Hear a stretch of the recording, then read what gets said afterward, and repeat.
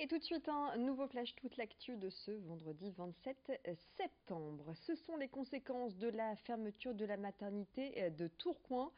La maternité de Roubaix se retrouve surchargée. Elle doit faire face aux afflux de patients. Du coup, des changements ont été opérés pour répondre à la demande. Les salles de pré-traitement sont devenues des salles d'accouchement, tandis que le service gynécologie s'est transformé en dortoir. Pour les syndicats, la question est combien de temps faudra-t-il assumer la fermeture de la maternité de Tourcoing?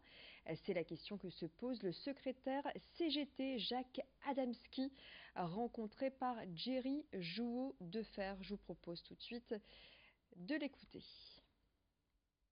Les femmes ressentent le climat de tension, elles sont déjà au courant au niveau de la presse que l'hôpital de Roubaix ne peut pas assumer pour Roubaix-Tourcoing parce que la plupart des transferts se font vers Roubaix. Il y en a certains qui sont faits par le SAMU et au niveau du SAMU, il y en a certains qui sont dirigés vers Lille.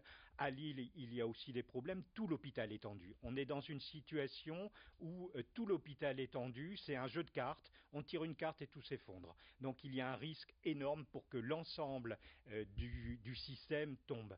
Le problème de la maternité qu'on a chez nous avec l'ouverture, il va se retrouver au niveau des blocs parce que il y a au niveau des blocs, on est avec des effectifs tendus, au niveau de la maternité, on est avec des effectifs tendus, on a des effectifs tendus partout. On n'a plus de poire pour la soif, on n'a plus aucun moyen d'aller plus loin et là les sages-femmes de Roubaix font ce qu'elles peuvent pour assumer mais au détriment de leur santé.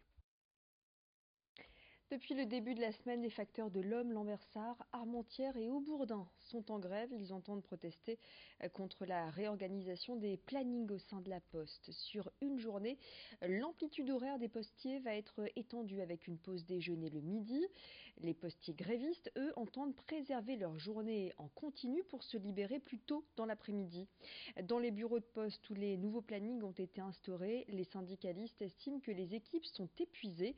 Les conditions de travail seraient dégradées. Ce vendredi matin, une trentaine de postiers étaient présents devant la poste de l'Homme. Ils ont tenté de sensibiliser les passants en leur expliquant que ces changements impliquaient des répercussions dans la réception du courrier et des colis. Rémi Desremeaux était sur place aux côtés des grévistes. Les facteurs n'auront plus de repos. Ils vont être très très fatigués. On a déjà eu le tour ici sur cette direction où on a Stenvord. Ils sont épuisés les facteurs. Donc là maintenant on est cinquième jour ici et il n'y a aucune avancée. La direction fait les sourds. On leur a fait voir que dans d'autres départements on pouvait le faire sans coupure méridienne. Et ben derrière ils sont surpris en fait qu'on puisse dire ça parce qu'on nous dit que c'est une note nationale, qu'on ne peut pas y échapper, qu'après 13h45 il y a coupure méridienne automatiquement en fait. La revendication principale c'est de retirer la coupure méridienne et de permettre les facteurs qui sont rassemblés ici, ils veulent juste finir à 14h21 et non pas à 15h06 en fait, ils demandent juste ça.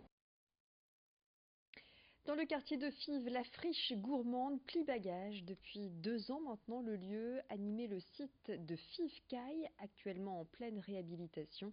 Inspiré des guinguettes, il proposait une restauration de street food sur de grandes tables qui se voulaient conviviales sur fond d'animation musicale.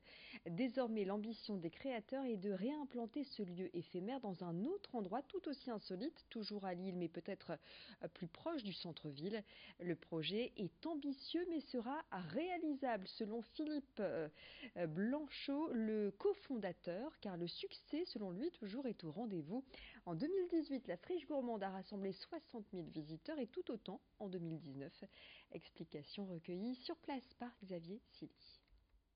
Justement, on cherche actuellement un nouveau lieu pour nous accueillir sur la métropole et l'objectif c'est de recréer les bases de la friche, c'est-à-dire des activités de jeu, des activités de bar et des activités de resto avec des restaurateurs indépendants de Lille sur un lieu qui est dit insolite. La friche c'est un lieu de vie avant tout, donc le but c'est vraiment d'y passer des bons moments entre amis avec sa famille sur des grandes tablées avec de quoi manger, de quoi boire un coup et de quoi se divertir avec ses potes. Donc le but c'est vraiment de retrouver ça et de le faire dans un espace qui a énormément de cachet, dans une ancienne friche, un ancien gymnase, je sais pas quoi, un ancien lieu industriel. Les vêtements pour bébés représentent un budget conséquent, d'autant plus qu'ils sont rapidement désuets. Alors pourquoi ne pas les louer? C'est ce que propose Valentine Brandstadt, qui a lancé son activité de location de vêtements bébés. C'est chez elle, à Comines, qu'elle travaille. Elle réunit, stocke et lave les vêtements qu'elle propose sur son site internet avant de les envoyer au domicile des clients. Une activité qui répond à une demande et qui rentre dans une logique de développement durable.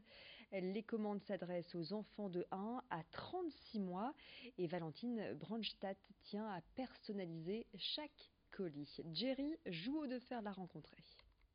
Il y a une petite commande qui a été faite ce matin pour une jolie petite victoire. Donc c'est la façon dont je présente mes commandes.